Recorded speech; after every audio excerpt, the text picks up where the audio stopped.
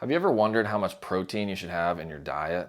If you look online, you'll probably see completely different answers. Some say to eat 1 gram of protein per pound of body weight. Some say you need a lot less, and some say that too much protein will make your bones weaker. So which one is true? In this video, I'm going to show you what the evidence says, explain why protein is important, and tell you exactly how much protein you need depending on your goals. Okay, first I need to address a myth between protein and bone health. There's an outdated idea that eating too much protein will make your bones weaker by moving calcium out of the bone, but this is completely false. This comes from old research that found people with a high protein diet had increased calcium in their urine, and they figured this meant that the calcium was coming from out of the bone and therefore causing weaker bones. But we now know this is not true. More recent studies have found that a high protein diet actually increases the amount of calcium absorbed in the body. And because there's more calcium in the body, more calcium shows up in the urine.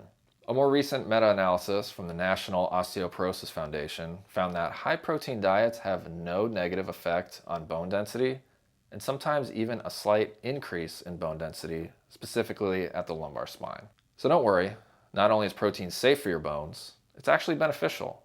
Let me explain how. Protein allows your body to build muscle, which is important because stronger muscles allow you to perform higher forces on your bones when you lift weights.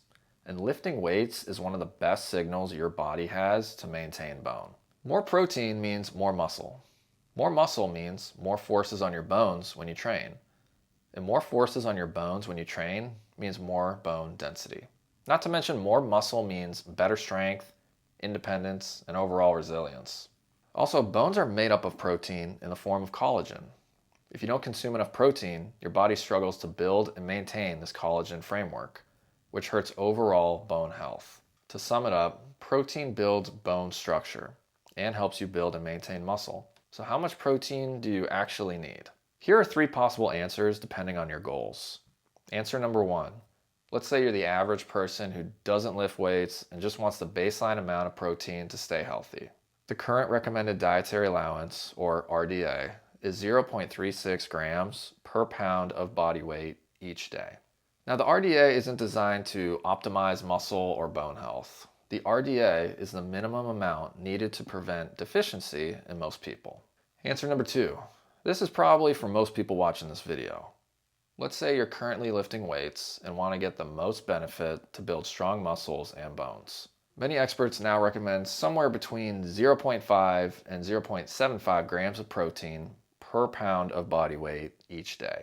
And answer number 3, if you're currently eating less calories and are losing weight, but you want to maintain muscle mass, you would eat 1 gram per pound of body weight per day.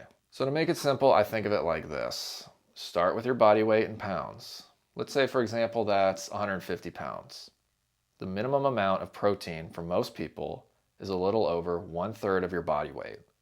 In this example, over 50 grams of protein a day. If you're lifting weights, then you should aim for between 50% and 75% of your body weight. For our example, that's between 75 and 110 grams of protein a day. Any higher and you're not getting much more benefit. But if you're cutting calories to lose weight and you don't want to lose muscle, then I'd recommend 1 gram for every pound of your body weight. 150 grams of protein per day in this example. So the answer depends on you and your goals.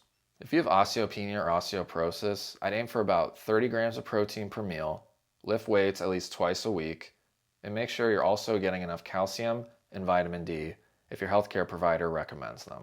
I hope you enjoyed this video. If you like evidence-based videos on bone health, muscle, and healthy aging, consider subscribing. Thanks for watching, and I'll see you next time.